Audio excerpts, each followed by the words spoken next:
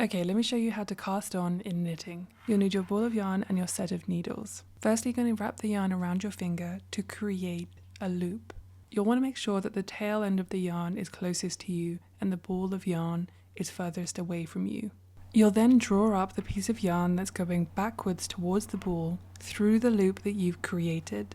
This creates your slip knot and is your first stitch on your needle. It's important where your yarn is because when your stitches are on the needle, you'll want the yarn tail to be in front and you'll want the yarn that's attached to the ball to be in the back for when you're casting on the rest of your stitches. In this video, we're doing something called the long tail cast on. So before you make your slip knot, make sure that the tail is at least 3 times the length of how many stitches that you're going to need. Okay, now to cast on, you're going to use your thumb and forefinger and put them between the front piece of yarn and the back piece of yarn, kind of in like a little pincer shape. Those are going to go through and be in between those 2 pieces of yarn. Now your back 3 fingers, those are going to be what clasps the 2 yarns together to create a kind of diamond shape. Now to create your stitch, you're going to turn your fingers open so that your palm is facing you with the diamond shape. Then you're going to follow the pattern my needle is showing you on the screen. You go under the piece of yarn that is closest to you.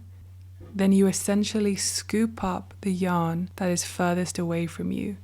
And you can see when I turn my fingers that it creates a kind of loop between the 2 pieces of yarn that you have gone under and where it goes around the thumb. You scoop that up and then you use your fingers to tighten the yarn pieces and that creates a loop. This is your stitch and this is how you create your cast on stitch. Make sure when you're following this pattern that you're picking up the yarn or going under the yarn from the right side. So when you're going under the yarn from the thumb, you're going from left to right. You're going underneath it. And then when you're picking up the yarn from the back, you're going around the right side and picking it up underneath, not from the left side, from the right side. Keep practicing this pattern or this movement slowly and eventually it will become muscle memory. Follow along for our next lesson where we'll talk to you about what a knit stitch looks like and a purl stitch and how to work them.